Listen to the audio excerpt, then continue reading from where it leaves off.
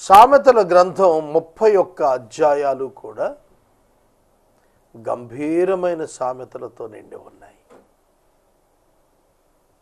సామెత అంటే ఒక చిన్న సెంటెన్స్, కానీ విస్తృతమైన ప్రభావము సందేశము కలిగినటువంటిది. సామెతలు గ్రంథం 31 అధ్యాయాలు కలిగినదై 31 అధ్యాయాల్లో 915 వచనాలు 15,043 పదాలు 15,043 పదాలు 49 ప్రశ్నలు 67 పాపాలు 66 సంగతులు బుద్ధిహీనులను గూర్చి 22 సంగతులు రాజులను గూర్చి 215 ఆజ్ఞలు 120 వాగ్దానాలు 27 దీవెనలు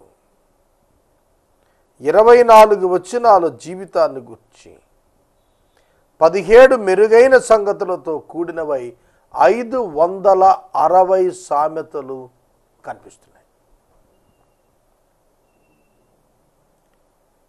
31 అధ్యాయాల్లోనూ వ్రాయబడినటువంటి 915 వచనాలలో 560 సామెతలు 560 ప్రోవెర్బ్స్ వ్రాయబడ్డాయి. మొట్టమొదట మనం చూస్తున్నప్పుడు 10వ అధ్యాయం నుండి 19వ అధ్యాయం మధ్య 288 సామెతలు, 19వ అధ్యాయం 20 వచనం నుండి 24వ అధ్యాయం 34 మధ్య 141 సామెతలు, 25వ అధ్యాయం 26వ అధ్యాయాల్లో 51 సామెతలు, 27వ అధ్యాయం నుండి 29వ అధ్యాయం ముగింపు వరకు 80 సామెతలు, మొత్తం 560 సామెతలు ఇందులో వ్రాయబడ్డాయి.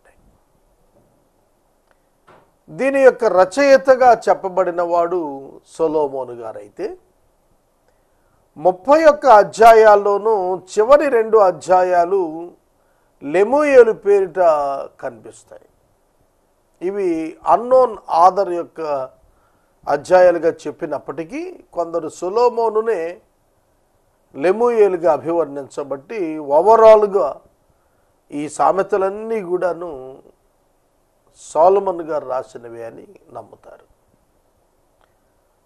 మొట్టమొదట సామెతలు 24 అధ్యాయాలే ఉండేవి. క్రీస్తు పూర్వము దేవుని యొక్క వాక్యాన్ని కంపైల్ చేసినప్పుడు హిజ్కియా వెతికి వ్రాసినవి మరొక 5 చాప్టర్స్ ఇందులో యాడ్ అయ్యాయి. డెలిబరేట్గా 24 అధ్యాయాలు డైరెక్ట్గా సొలొమోను వ్రాసినవి. తరువాత హిజ్కియా సేకరించి యాడ్ చేసినటువంటివి 5 అధ్యాయాలు, 2 అధ్యాయాలు అన్నోన్ ఆధారంగా చెబుతారు. కనుక ఈ సామెతల గ్రంథం 31వ పుస్తకం అయినప్పటికీ కూడా దీని యందు ఉన్నటువంటి ప్రభావం సాధారణమైనది కాదు. చాలా గంభీరమైనటువంటి ప్రభావాన్ని ఇది కలిగి ఉన్నట్లుగా మనం చూడగలుగుతాం. చూడండి, దీనిలో విభజన మనం గ్రహించినట్లయితే సామెతల గ్రంథం ప్రధానంగా 3 ప్రధాన భాగాలుగా మనం విభజించుకోవచ్చు. 1వ అధ్యాయం నుండి 9వ అధ్యాయం ఎండింగ్ వరకు ఉన్న భాగం విజ్డమ్ ఫర్ యంగ్ పీపుల్, యవనస్తుల కొరకైనటువంటి జ్ఞానం కొరకు వ్రాయబడ్డాయి. తర్వాత 10వ అధ్యాయం నుండి 24వ అధ్యాయం వరకు కూడా సాధారణంగా మనుషులందరికీ అవసరమైన జ్ఞానమును గూర్చి వ్రాయబడ్డాయి. 25వ అధ్యాయం నుండి ముగింపు వరకు ఉన్నటువంటి అధ్యాయాలు ఆశ్చర్యకరమైన రీతిగా నాయకుల కొరకు వ్రాయబడ్డాయి. లీడర్స్కి ఏ విధంగా జ్ఞానం అవసరమో అది ఎట్లా పొందాలో, ఎలా వినియోగించాలో రాయబడ్డాయి. సొలొమోను గారిని మించినటువంటి జ్ఞానం కలిగిన వాడు మరొకడు లేడు. Wisdom and knowledge. నాలెడ్జ్ అన్నప్పుడు మనం జ్ఞానం అంటాం, విజ్డమ్ అంటే బుద్ధి అని రాస్తాం. కనుక నాలెడ్జ్ అనేది విశేషమైన పరిజ్ఞానం కలిగి ఉండటం, సబ్జెక్ట్ కలిగి ఉండటం. విజ్డమ్ అనేది కలిగి ఉన్న పరిజ్ఞానాన్ని జీవితానికి అన్వయించి వాడుకోవటం. కనుక ఈ సామెతలు నేర్చుకోవటం ద్వారా మనకు విజ్డమ్ కలుగుతుంది. అంటే డే టు డే లైఫ్లో మనం దేవునికి ఎలా అనుకూలంగా జీవించాలి, ఒక హ్యూమన్ బీయింగ్గా పర్ఫెక్ట్గా ఎట్లా బ్రతకాలి, ఎఫెక్టివ్ లైఫ్ ఎట్లా కలిగి ఉండాలి. కనుక జీవితానికి ఉపయోగపడేటువంటిదిగా సామెతల గ్రంథం రాయబడింది.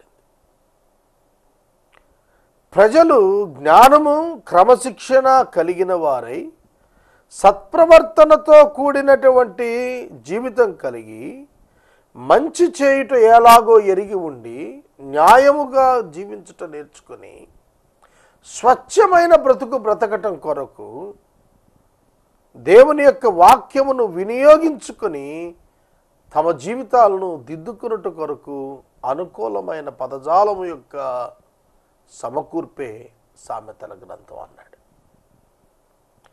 సొలొమోను గారు మహాజ్ఞాని. దావీదు యొక్క కుమారుడైన సొలొమోను భూమి మీద ఇంకా అంతటి జ్ఞాని లేడు అనేటువంటి పేరుగాంచాడు. కారణం దేవుడు స్వయంగా అతనికి దిగివచ్చి మరి వరం ఇచ్చాడు.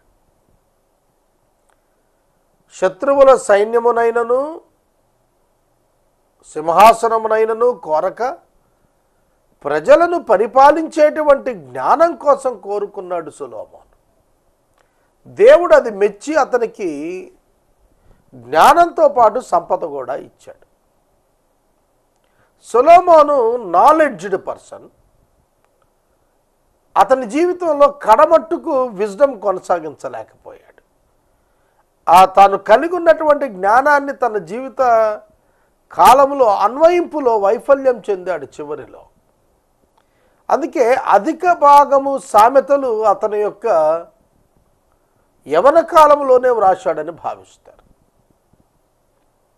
ఎంతో జ్ఞానం కలిగిన సొలొమోను తను ఎరిగి ఉన్న సత్యాన్ని తన జీవితానికి అప్లై చేసుకోవటంలో వైఫల్యం చెందాడు. విగ్రహారాధన చేశాడు. దేవునికి ఆలయం కట్టినటువంటి సొలొమోను స్త్రీలోలుడైపోయి విగ్రహారాధన చేశాడు. ఎంత ఘోరం! వైఫల్యం చెందాడు. ఎంత జ్ఞానం దేవుని నుండి పొందాడు, దేవుని ప్రత్యక్షత పొందాడు. చివరికి వచ్చేటప్పటికి నెమళ్ళు కోతులు పెంచుకున్నాడు. బాధ్యతారాహిత్యంగా పరిపాలన చేశాడు. అతని అనంతరం రాజ్యం రెండుగా విడిపోవటానికి కారణం అతని యొక్క భక్తిహీనత. దావీదుకి ఇచ్చిన వాగ్దానాన్ని బట్టి దేవుడు అతని యొక్క సింహాసనం మీద ఒకని నిలిపాడు తప్ప సొలొమోను బట్టి కాదు. సొలొమోను ఎంతో జ్ఞానం పొందాడు, కానీ జీవితంలో వైఫల్యం చెందాడు. కనుక మనం మంచి జీవితం జీవించడానికి వాక్యం మనం అర్థం చేసుకోవాలి. వాక్యము మనకు అర్థమైనప్పుడే దాన్ని వెంబడించగలుగుతాం, దాన్ని అనుసరించగలుగుతాం. అలా అనుసరించటం కొరకే ఈ సామెతలు ఇవ్వబడ్డాయి. ఇది సొలొమోను గారు క్రీస్తు పూర్వము 1000 నుండి 960 సంవత్సరాల మధ్య తాను నివసించినటువంటి పరిపాలన సమయంలో రాస్తూ వచ్చాడని భావిస్తారు. తర్వాత దీని యందు మనం గమనించాల్సిన పదాలు ఏమిటంటే, ఈ సామెతల గ్రంథంలో ప్రధానంగా విజ్డమ్ ఒకటే కాదు, రిలేషన్షిప్స్. మనందరం మనుషులం, భూమి మీద బ్రతుకుతున్నాం. మనందరికీ కుటుంబాలు ఉన్నాయి, సమాజంలో మనందరం కూడా జీవిస్తున్నాం. మనకు ఉండవలసిన సంబంధాలు ఎలా ఉండాలి? క్షేమకరమైన సంబంధాలు కలిగి ఉండాలి, సత్సంబంధాలు కలిగి ఉండాలి, పరిశుద్ధమైన సంబంధాలు కలిగి ఉండాలి. ఇది నేర్పిస్తుంది ఈ కీర్తన. ఈ యొక్క సామెతల గ్రంథం ఇతరులతో ఎటువంటి విధానములో రిలేషన్షిప్స్ కంటిన్యూ చేయాలి అనేది టీచ్ చేస్తుంది. ఈ గ్రంథం యొక్క గొప్పతనం అదే. మన personal relationships with friends and with other families, other human beings ఎట్లా నిర్మాణం చేసుకోవాలో ఈ యొక్క సామెతల ద్వారా మనం నేర్చుకోగలుగుతాం. అంతేకాదు క్రమశిక్షణ, డిసిప్లిన్. విశ్వాసులకు కావలసినదే డిసిప్లిన్, క్రమశిక్షణ. లోకానికి విశ్వాసకున్న వ్యత్యాసం క్రమశిక్షణలోనే తెలుస్తుంది. దేవుని పిల్లలు క్రమశిక్షణ కలిగిన వారై ఉంటారు. క్రమం లేనివాడు క్రైస్తవుడే కాడు. సోదరుడా, సోదరి, నియమ నిబద్ధతలు కలిగిన వాడుగా జీవించాలి క్రైస్తవుడు. ఎటువడితే అటు వీస్తున్న గాలి వలె చెదిరిపోతున్న పొట్టువలే ఉంటే వాడు క్రైస్తవుడుగా సాక్ష్యం పొందలేడు. అంతేకాదు మన యొక్క నోటి మాట ఇతరులను ప్రభావితం చేస్తుంది. దానికి మనం కట్టుబడి ఉండాలి. అలాగే మన విజయం, మన పనితీరు ఇవన్నీ కూడా ఈ గ్రంథంలో ప్రస్తావనకు వస్తాయి. మనం సక్సెస్ అవ్వాలంటే పని చేయాలి.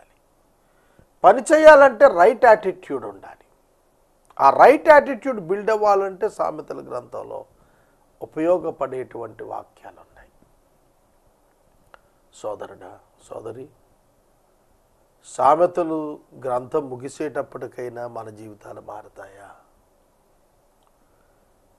కీర్తనల గ్రంథానికి ముందు గ్రంథం యోబు గ్రంథం. యోబు గ్రంథం చదివినప్పుడు, కీర్తనల గ్రంథం చదివినప్పుడు దేవుణ్ణి సమీపంగా మనం ఎరిగి ఉండే అనుభవాన్ని నేర్పించాయి. దేవునికి మనం సమీపంగా ఉండే అనుభవాలు నేర్చుకున్నాం. సామెతల గ్రంథం బాగా పఠిస్తే ప్రజలకు ఎలా సమీపంగా ఉండగలుగుతామో నేర్చుకుంటాం. ఇది అద్భుతం. మనం ప్రజలకు ఎలా సమీపంగా ఉండగలుగుతాం. ఈ యొక్క 21వ శతాబ్దంలో కూడా ఈ వాక్యమునకు లోబడిన వారి యొక్క జీవితాలు ప్రభావం కలిగి ఉంటాయంటానికి ఏ సందేహం లేదు. అవి చిన్న పదాలైన, చిన్న వచనాలైన విస్ఫోటనాత్మకమైనటువంటి అర్థాలను వాటి యందు ఇమిడి ఉంచబడినట్లుగా చూస్తాం. మనము సహోదరుల పట్ల ప్రేమ చూపించబద్ధులమై ఉన్నాం. ప్రేమిస్తేనే క్షమించగలుగుతాం, ప్రేమిస్తేనే భరించగలుగుతాం, ప్రేమిస్తేనే త్యాగం చేయగలుగుతాం, ప్రేమిస్తేనే దేవుని పిల్లలమవుతాం. కనుక ప్రేమను గురించి మన జీవితంలో ప్రాధాన్యత కలిగి ఉన్నామని చెప్పడానికి ఈ గ్రంథం ఉపకరిస్తుంది. తర్వాత జ్ఞానం కలిగిన వాడు సెల్ఫ్ కంట్రోల్ కలిగి ఉంటాడు.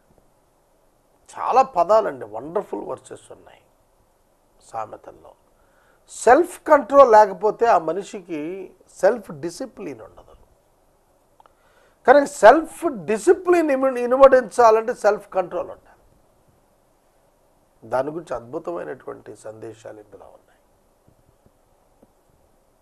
560 సామెతలు, 560 సామెతలు, ప్రోవెర్బ్స్ ఈ యొక్క గ్రంథంలో మనం ధ్యానించబోతున్నాం. ప్రధానంగా మొదటి 9 అధ్యాయాలలోనూ యవనస్తులకు ఉపయోగపడే అనేకమైనటువంటి వాస్తవ సత్యాలు సొలొమోను గారు ఒక తండ్రిగా ఆనాటి తరము ప్రజలకు, యవనులకు వ్రాస్తున్నాడు. తన జ్ఞానములో పరిశీలించి చూచాడు లోకాన్ని. అందుకే వారికి హెచ్చరికలు చేస్తూ